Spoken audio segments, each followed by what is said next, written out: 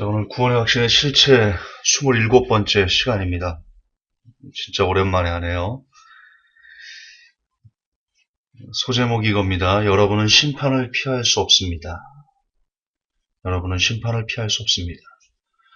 부디 오늘 설교를 통해서 여러분들에게 부탁드리는, 당부하는 두 가지가 있습니다. 첫째는 물론 구원의 확신이 성경적으로 옳지 않다라는 것을 알기를 원하는 거고요. 두 번째는 오늘 설교를 통해서 성경을 우리가 이렇게 봐야 된다.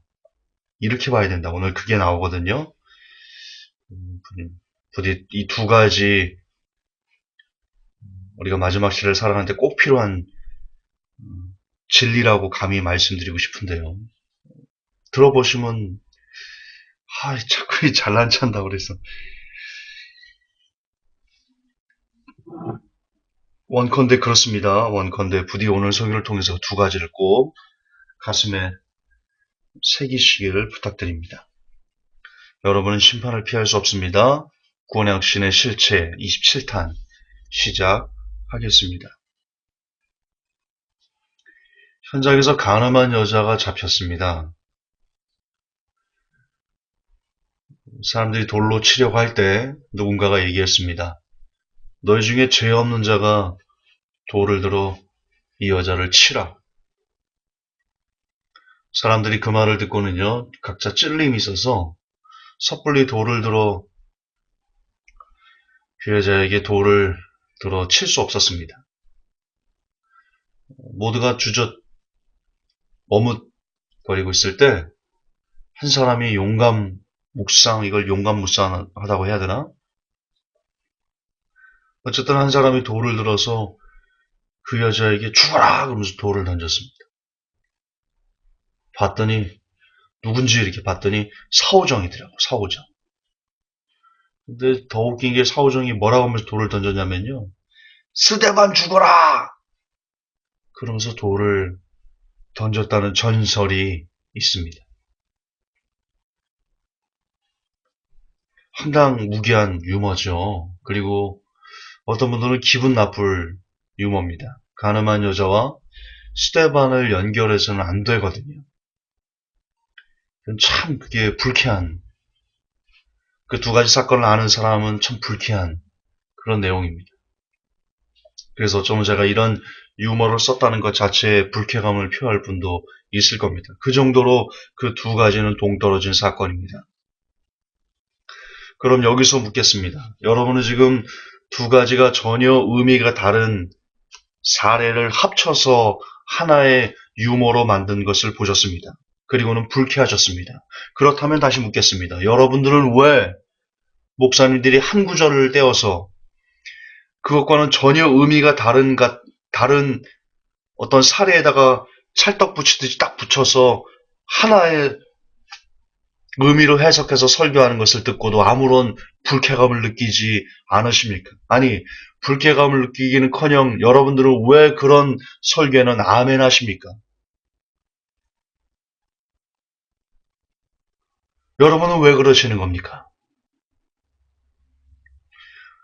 구원확신의 실체 오늘 39번째를 합니다. 27탄인데 아시겠지만 지금 이 신학교에서 구원의 확신이 성경적이다라고 말하는 50가지 이유를 우리가 하나씩 파괴하면서 그 실체를 전 세계에 폭로하고 있습니다. 오늘 29번째 이야기를 폭로할 건데요. 왜 제가 그 이야기를 하면서 이 사오정 시리즈의 예화를 들었나? 역시 그 한 구절이, 그리고 그렇게 해석한 이유가 한 구절을 떼어서 전혀 의미가 다른 것에 찰떡 붙이지 탁 붙여서 하나의 뜻으로, 이런 표현 써서 죄송합니다. 나는 왜 구원의 확신을 할 때만 이런 표현을 자꾸 쓰는지 모르겠는데, 엿바까먹은 그런 꽁트보다도 더 어처구니가 없는, 정말 저는 너무 어처구니가 없었습니다. 그냥 헛웃음만 나오는. 과연 이 사람이 신학자인가? 지금 이 신학이 이렇게까지 성경에 무시할 수 있는가? 신학자가? 이러면서 저는 설교를 좀 준비했는데, 자꾸 잘난 체라고 하지 마세요. 이게 팩트니까요, 팩트. 주여.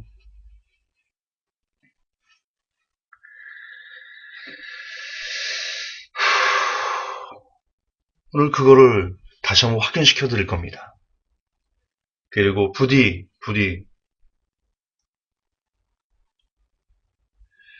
제발 더는 한 구절을 떼어서 해석하는, 그리고 한 구절만 떼어서 전에 이상한 곳에 갖다 붙여서 하나의 뜻으로 뭉뚱거려서 여러분들이 설교하는 그런 설교에 대해서 귀를 막고 따져야 되고, 여러분의 영혼을 위해서 그런 사람이 되시기를 원한다. 그것이 오늘 설교가 갖고 있는 주목적입니다. 자, 39번째. 빌립보서 1장 6절인데요. 너희 안에서 선한 일을 시작하신 분께서 예수 그리스도의 날까지 그 일을 이루실 줄을 확신하노라. 이 한 구절을 갖고요. 신학자가 뭐라고 얘기를 했냐면, 하나님께서는 그분께서 시작하신 것을 끝마치실 것이다 라고 대전제를 달고 부연해서 이렇게 얘기합니다. 당신의 삶에서 구원의 역사를 시작하신 그 하나님께서 그것이 완전히 이루어질 때까지 계속해서 그 역사를 이루어 가신다.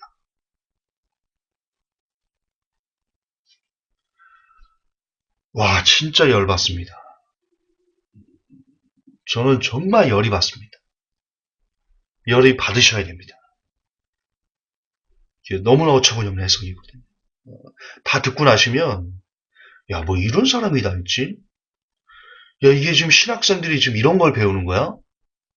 아니, 이런 걸 배워서 목사가 돼서 지금 우리한테 설교한 거야, 그동안? 라고 하는 마음의 분노가 여러분도 똑같이 일 것입니다. 잃으셔야 됩니다. 뭐냐?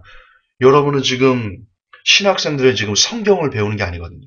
완전 성경과 반대되는 엉터리 같은 해석을 지금 신학생들이 배우고 있거든요. 그리고 나서 목사가 돼서 지금 여러분들에게 설교하면서 여러분의 영혼을 죽이고 있는 거거든요. 다시요. 빌립보서 1장 6절 너희 안에서 선한 일을 시작하신 분께서 예수 그리스도의 날까지 그 일을 이루실 줄을 확신하노라. 한 구절만 보면 참 그럴싸합니다. 한 구절만 보면. 그러나 전체적으로 다 앞뒤 전후 좌우를 다 연결해서 보면요. 이게 얼마나 엉터리 해석인 줄을 비로소 깨닫게 될 것입니다. 자, 이에 대한 반론입니다. 아까도 말씀드렸지 지금 이 내용은 한 구절 떼어 해석하기였고, 그리고 복음 안에서라는 의미를 놓치고 있고요. 그냥 안 보고 있고요. 빌립보 교인들이 어떤 성도들이었는지도 얘기하지 않습니다. 이런 걸 다 보면 확신한다는 말의 본래 의미가 나오고요. 마지막으로 한 구절 떼어 해석하기에 너무나 대표적인 폐해 사례가 있습니다. 오늘 그것까지 말씀드리면서 우리가 성경을 어떻게 봐야 되는지 다시 한번 묵상하기를 원합니다. 자, 먼저 왜 그 빌립보서 1장 6절 한 구절을 갖고 해석하면 안 되는가? 여기 보면 너희 속에 착한 일을 시작하시니가 그리스도 예수의 날까지 이루실 줄 우리가 확신하노라. 요 구절 바로 위에요. 바로 위에 이런 내용이 있습니다.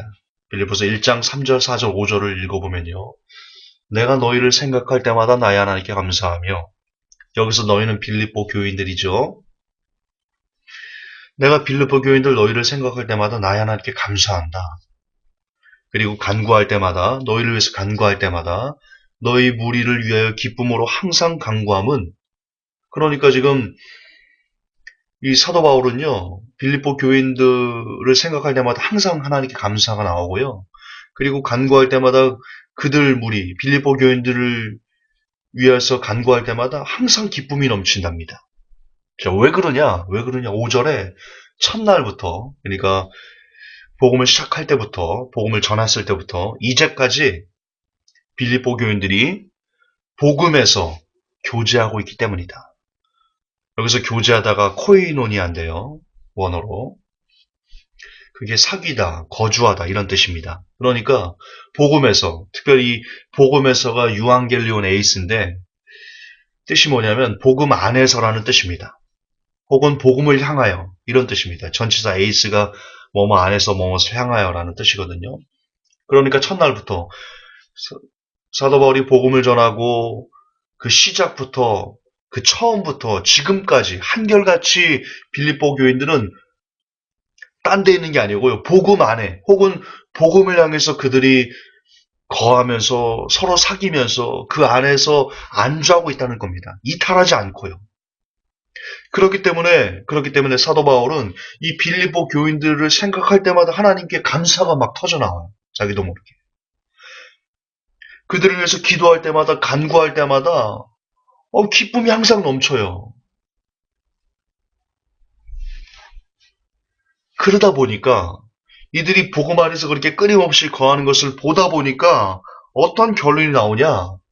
야, 너희가 이처럼 복음 안에서 거하는 것을 보니까 예수님께서 너희 속에서 착한 일을 시작하셨는데 그리스도 예수의 날까지 그것을 이루실 줄을 이렇게 너희들이 계속 거하는 것을 보니까 야, 너희들 구원받겠다. 라는 의미입니다.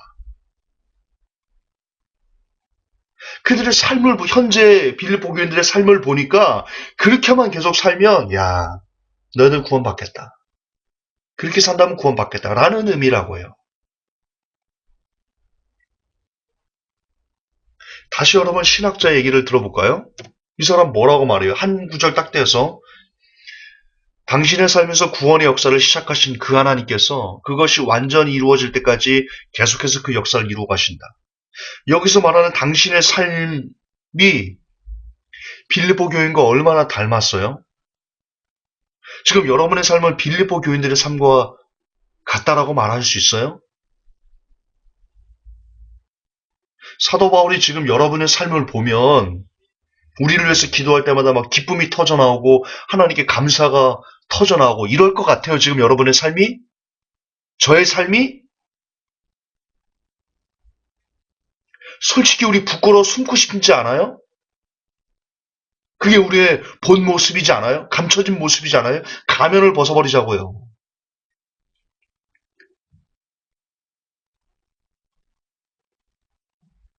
그런데도 하나님께서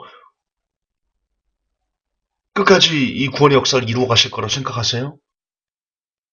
그럴 수 없어요. 하나님은 죄를 용인하시는 분이 아니기 때문이에요. 큰 오류죠. 이 빌립보서 1장 6절 한 구절만 떼어서 너무나 큰 오류를 지금 성도들에게 이야기하고 있어요. 그 성도가 살고 있는 그 삶에 대해서 지적하지 않고 그 삶의 그 모습에 대해서 이야기하지 않고 무조건 당신은 구원받을 것이다. 라고 말해 성도가 지금 그 더러운 삶을 돌이키고자 하는 그 노력 자체를 꺾는 그런 설교가 바로 지금 이 시대 신학교에서 신학생들에게 가르쳐지고 있는 더러운 쓰레기 같은 오물이에요. 이런 걸 배워오니 목사가 돼서 성도들에게 당신은 무슨 짓을 해도 구원을 잃어버리지 않습니다. 라고 이화영 목사처럼 지금 헛소리하고 있는 겁니다. 안타까운 거죠. 귀신에게 쓰임받고 있는 겁니다. 귀신에게.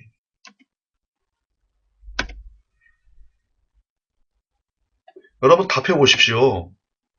전병훈 목사, 조인기 목사, 횡령,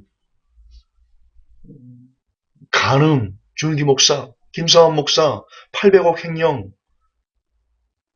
세습하는 목사들, 성추행하는 목사들, 횡령하는 목사들, 여러분 이들이 과연 복음 안에 지금 거하는 자들입니까? 사다바울 선생님이 이 시대에 와서 전병훈 목사를 보면서 전병훈 목사를 위해서 간구할 때 막 기쁨이 막 터져나오고 하나님께 막 감사가 나오고 하나님 전병훈 목사가 수많은 여성들을 성추행해서 감사합니다. 할렐루야 이럴 것 같습니까? 그럴 것 같아요? 이들의 모습이 과연 빌립보 교회 성도들과 얼마나 닮았어요? 완전 반대 아니에요? 사도 바울은 이들을 보면서요. 절대로 감사를 하지 않아요. 하나님 앞에. 오히려 책망하지요. 얘기할 겁니다. 야, 이들 출교시켜. 이런 사람들은 교회에 있을 자격이 없어. 사도 바울이 출교시킨 사람들을 예수님께서 지키실까요? 예수님께서 야, 바울아, 또 이렇게 못된 얘가, 이렇게, 어이, 정이 없니, 얘가. 이런 거 갖고 막 그래. 내가 품어줄 거야. 예수님이 그러실까요? 그럴 거라고 생각하세요? 그럼 이들은 목사였으니까 지금 복음과는 전혀 복음 안에 거하는 모습 자체를 보이지 않고 오히려 복음을 파괴하는 그런 마귀적인 행태를 보이고 있는데 지금 전병호 목사는, 조인기 목사는, 김상환 목사는 각종 비리를 저지르는 이런 목사들은 목사였으니까 구원받나요? 이화영 목사 얘기해보세요. 구원받나요, 이들?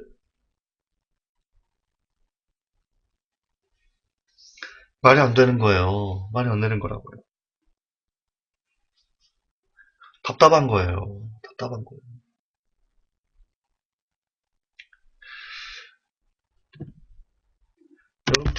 세 번째, 빌립보 교인들은 그럼 어떤 성도였는가? 어떤 성도였는가? 아까도 잠깐 얘기했지만, 바울이 생각하면 기쁜 성도들. 왜? 그들이 복음 안에서 행하고 복음 안에서 머물고 있기 때문에 바울이 생각만 하면 기쁜 성도들. 그들이 빌립보 교인들이었어요. 7절 보면요. 빌립보 교인들이 어떤 교인들이었나? 내가 너희 무리를 위하여 이와 같이 생각하는 것이 마땅하니 이는 너희가 내 마음에 있음이며 나의 매임과 복음을 변명함과 확정함에 너희가 다 나와 함께 은혜에 참여한 자가 됨이라. 자, 빌립보 교인들이 지금 어떤 교인들이에요? 사도 바울과 함께 동역하는 사람들이었어요. 사도 바울과 같은 믿음의 길을 똑같이 걷고 있는 사람들이었어요. 그러니 어찌 하나님께서 이들을 사랑하지 않으실 수가 있을까요? 14절 보면 형제 중 다수가 나의 매임을 인하여 주 안에서 신뢰함으로 겁없이 하나님의 말씀을 더욱 담대히 말하게 되었느니라. 자, 빌립보 교인들은 어떤 교인들이었냐? 지금 리더인 사도 바울이 감옥에 갇혔어요. 그걸 보고도 뭐라고 얘기하냐면, 야, 나도 가둬. 나도 잡아가. 나도 예수쟁이니까. 나도 죽여.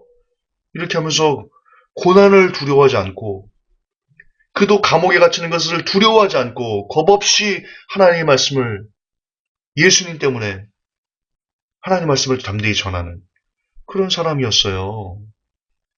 진짜 믿음을, 진짜 믿음이 살아있는 믿음을 가졌던 사람들인 거죠. 29절 30절을 같이 보면요. 그리스도를 위하여 너에게 은혜를 주신 것은 다만 그를 믿을 뿐 아니라 또한 그를 위하여 고난도 받게 하심이라.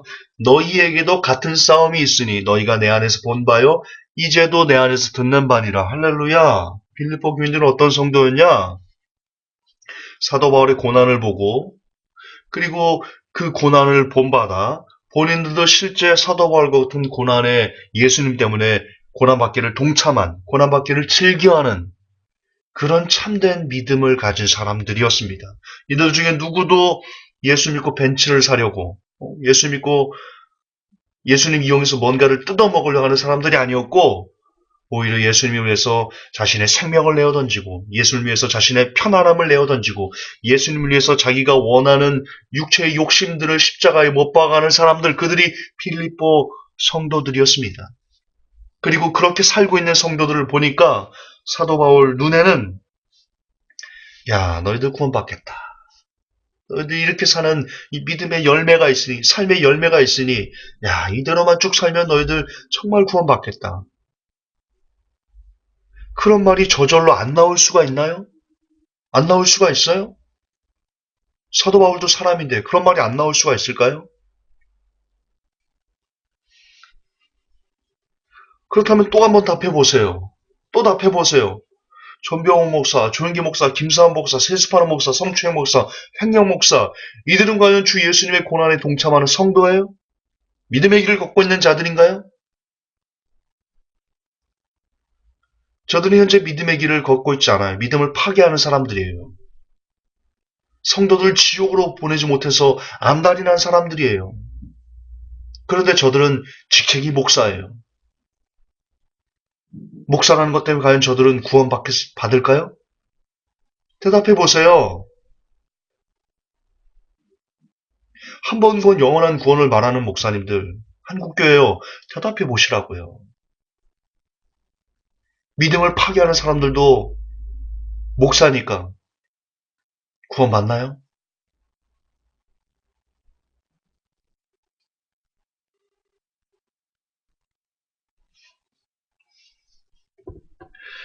이제는 확신한다는 말의 본래 의미를 여러분들에게 알려드리겠습니다.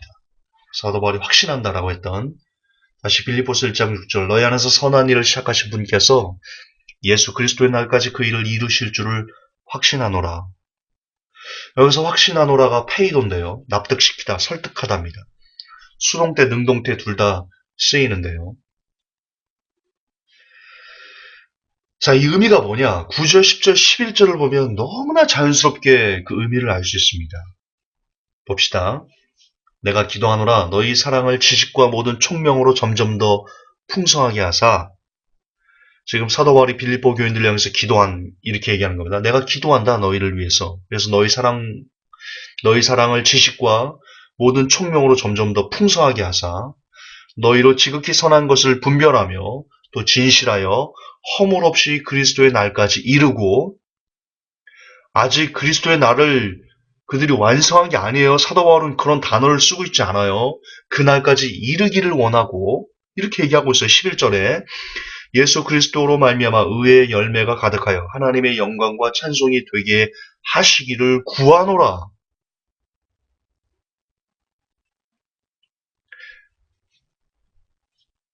무슨 뜻인지 아시겠어요? 지금 사도 바울이 이제 확신한다 그랬잖아요.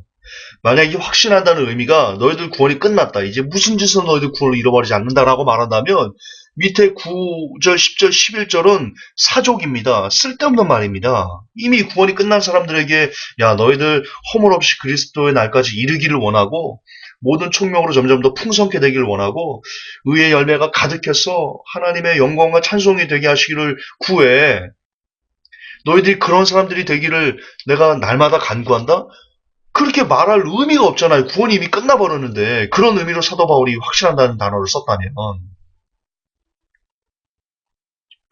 그러니까 이런 겁니다. 이런 겁니다. 앞절에 1절부터 6절까지 쭉 보니까 이 성도들이 너무나 하나님과 함께하고 사도 바울이 볼 때 믿음의 열매들이 가득한 겁니다. 그걸 보니까 야 너희들 구원받겠다. 하나님께서 너희들을 구원하실 만하다. 내가 납득이 된다. 하나님께서 너희들을 위해서 일하시는 그 일이 내가 납득이 된다. 이 확신한다는 것을 납득하다로 바꿔보라고요. 단어는 여러분 성경 해석은 가장 그 맞는 합당한 단어를 써서 해야 되거든요. 근데 확신한다 페이도가 확신한다는 뜻만 있는 게 아니라 납득시키다, 설득하다, 납득하다 막 이런 뜻이 있다니까요. 그러니까 그런 믿음의 삶의 열매를 보니까 야 하나님께서 예수 그리스도 날까지 그 일을 이루실 줄을 너희들의 삶의 열매를 보니까 내가 납득이 된다. 왜 하나님께서 그렇게 하시고자 하시는지 내가 납득이 돼. 내가 설득돼. 그러니까 이 확신이 우리가 말하는 확신이 아니라는 겁니다. 문맥을 다 보면 인정된다는 거죠. 인정된다는 거예요. 너희들 삶을 보니까 하나님께서 너희를 구원하실 것 같다. 내가 그것이 인정된다. 그런데 그게 끝이 아니기 때문에 거기서 머무르지 말고 사도 바울은 계속 또 기도하는 겁니다. 내가 지금은 인정되지만 그러나 기도한다. 너희의 사랑과 지식과 모든 총명으로 점점 더 풍성하게 되길 내가 기도하고 그래서 너희가 지극히 선한 것을 분별하며 진실하여 허물 없이 그리스도 날까지 이르기를 내가 원한다. 마지막까지. 그러니까 최후 승리를 얻을 때까지 너희들이 계속 이 믿음 안에서 거하기를 내가 원한다. 그리하여 예수 그리스도로 말미암아 의의 열매가 가득하여 하나님의 영광과 찬송이 되게 하시기를 내가 구한다. 즉 확신한다는 의미의 본래 의미는요. 바울의 간절한 염원입니다. 지금 너희들이 구원이 끝났다라고 단정짓는 게 아니고요. 바울의 간절한 염원, 이 모습 그대로 너희들이 천국에 이르기를 내가 원한다라는 소망의 표현이 확신이라는 단어로, 페이더로 쓰인 것이라는 겁니다. 그게 진짜 의미입니다, 여러분. 그런데 목사님들은 그리고 신학생들은 한 구절만 딱 떼서 너희 안에서 선한 일을 시작하신 분께서 예수 그리스도의 날까지 그 일을 이루실 줄을 확신하노라 라는 한 구절만 딱 떼서 지금 이렇게 얘기합니다. 당신의 삶에서 구원의 역사를 시작하신 그 하나님께서 그것이 완전히 이루어질 때까지 계속해서 그 역사를 이루어 오신다. 지금 성도들에게 사기치는 겁니다. 사기치는 거예요. 이 빌립보서 1장 6절 그 안에는 너무나 많은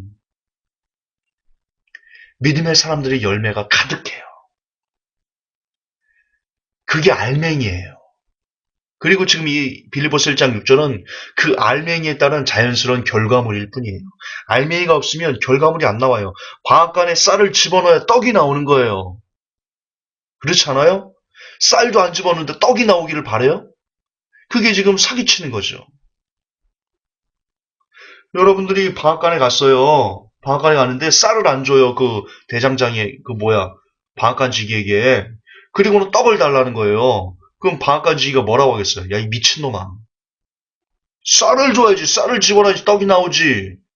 쌀도 안 주고 무슨 떡을 만들어 달라고 그러니. 너 날강도 같은 이 정신 빠진 놈아.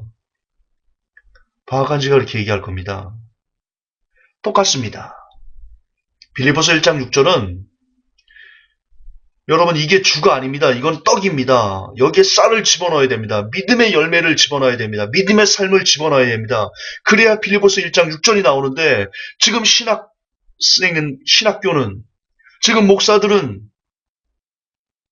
쌀도 집어넣지 않고 떡이 나온다고 너무나 맛있는 떡이 평생토록 영원토록 끊이지 않고 나온다고 지금 여러분들에게 사기치고 있는데 여러분은 그 앞에서 아멘 아멘 떡을 주세요 그러고 있는 겁니다. 주님은 안타까우실 수밖에 없습니다. 주님은 말씀하고 계십니다. 야, 쌀을 집어넣어. 떡을 기대한다면, 구원을 기대한다면 쌀을 집어넣어. 믿음의 삶을 집어넣어 거기다가. 우리 주님은 저와 여러분들이 그렇게 강권하고 계십니다. 마지막으로 한 구절 만 떼어서 해석하기 패의 대표적인 사례를 여러분들에게 소개하고 오늘 우리가 어떻게 성경을 봐야 되는지 총평을 내리고 설교를 마무리하겠습니다.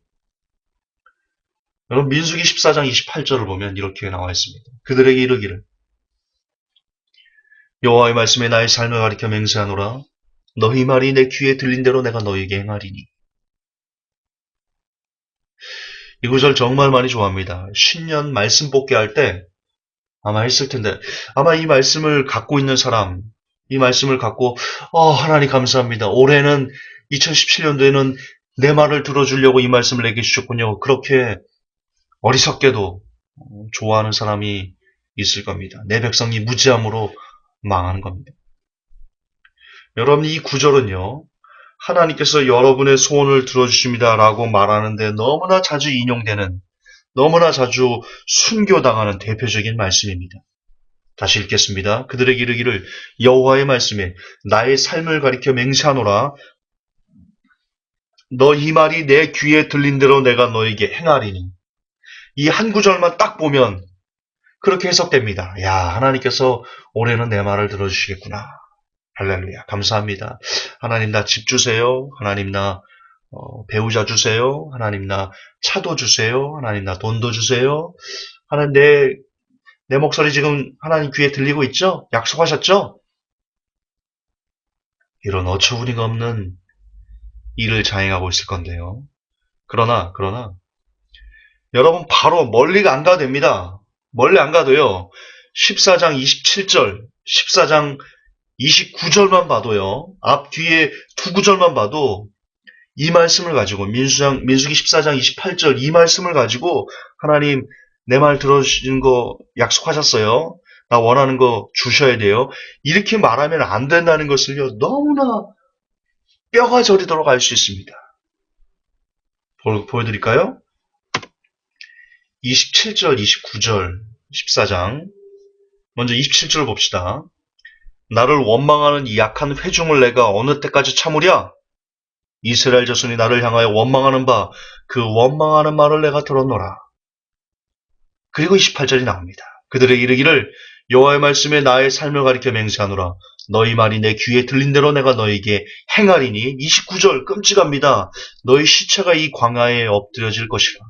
너희 20세 이상으로 계수함을 받은 자 곧 나를 원망한 자의 전부가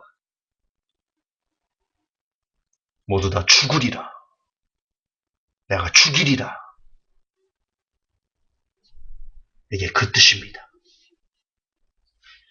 여러분이 신년 말씀 뽑기 때 들었다고, 뽑았다고, 하나님 2017년도에는 내 말을 들어주겠군요. 할렐루야, 감사합니다. 라고 말하는 그 말씀이 바로 다 죽여버리겠다는 하나님의 저주의 말씀이라는 겁니다.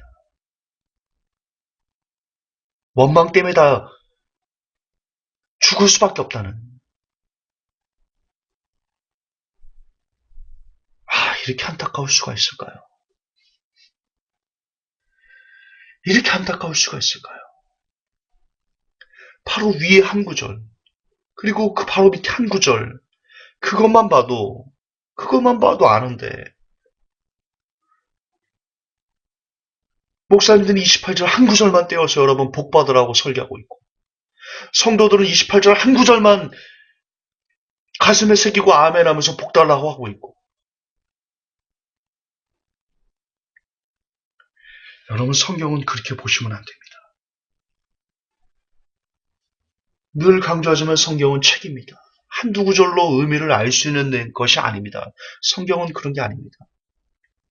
여기에 아무리 원어를 갖다가 막 샬라샬라 해도요, 한 구절만, 오히려 한 구절로 원어를 풀면요, 더 헷갈립니다. 더 왜곡됩니다. 성경은 원어가 중요한 게 아니고요, 성경은 책이니까 문맥이 중요합니다. 제일 중요합니다. 국어가 제일 중요합니다, 성경은. 그 다음에 원어입니다. 그 다음에 전치사가 어떻고 문법입니다. 일단 문법, 일단 문맥. 제일 중요하다. 따라서 여러분 성경은요, 절대로 전체로 봐야 된다. 그렇게 보지 않으면 성경의 본래 의미를 알 수가 없다. 결론입니다. 신학교에서 구원의 확신이 성경에 있다고 가르치는 39번째 빌립보서 1장 6절, 오늘 그 실체를 보셨습니다. 역시 한 구절 떼어서 해석한 가짜였고 사기였습니다.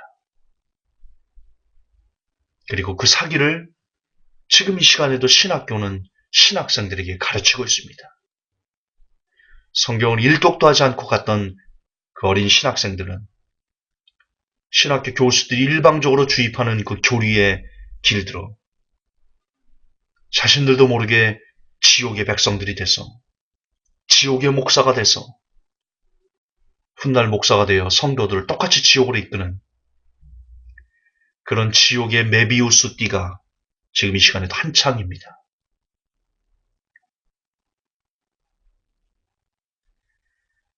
이런 안타까운 시대를 우리가 살고 있는데, 그러나 구원의 확신이 성경에 구원의 확신이 거짓이라고 말하면, 교회는 구원의 확신이 거짓이라고 말하는 회복교를 향해서 혹은 기타 다른 사람들을 향해서 가차없이 이단이다라는 주홍글씨를 찍어가고 있습니다. 하지만 여러분들이 이 설교를 들었다면 누가 이단인지, 한국교회가 이단인지, 회복교회가 이단인지 여러분도 눈과 귀가 있다면 깨달을 수 있으리라 저는 확신합니다. 지금까지 39개를 했습니다. 이제 11개 남았습니다. 앞으로 나머지 11개도 모두 다 하나씩 폭로해 드릴 겁니다. 그리고 기회가 되면 이것을 시간이 좀 걸리더라도 책으로 만들어 출판하도록 하겠습니다. 그 전에 엔드타임즈를 통해서 하나씩 밝혀나가기도 하겠습니다. 여기까지 듣고도, 그러니까 39번째, 지금 구원의 확신의 실체 27탄까지 나왔는데 27탄까지 듣고도 여전히 구원의 확신이 성경에 있다고 말한다면, 여전히 이화영 목사 같은 사람이 있다면 저는 단언컨대 그 사람들이 돌이키지 않는다면 하나님의 심판을 결단코 피할 수 없다라고 역시 확신합니다. 그것은 내가 끝까지 하나님과 싸워보겠다. 왜? 하나님의 말씀은 지금 아니다라고 얘기하고 있지 않습니까? 고약신이. 오늘 또 한번 증명해 드렸지 않습니까? 그런데 그것을 듣고도 여전히 자신의 교리를 의지한다는 것은, 신학교의 교리를 의지하고 칼빈 교리를 의지한다는 것은 스스로 나는 하나님과 원수가 되겠다라고 말하는 것과 똑같은 의미이기 때문입니다. 그리고 그런 사람에게는 결단코 하나님의 심판을 피할 길이 없다는 것을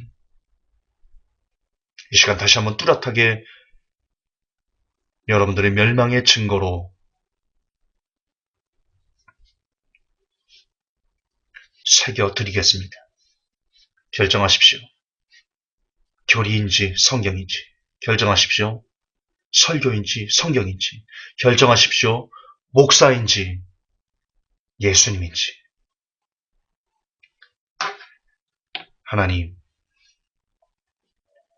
오늘 구원학신 실제 27번째 시간을 가졌습니다. 한 구절 떼어서 해석하기에 이 참담한,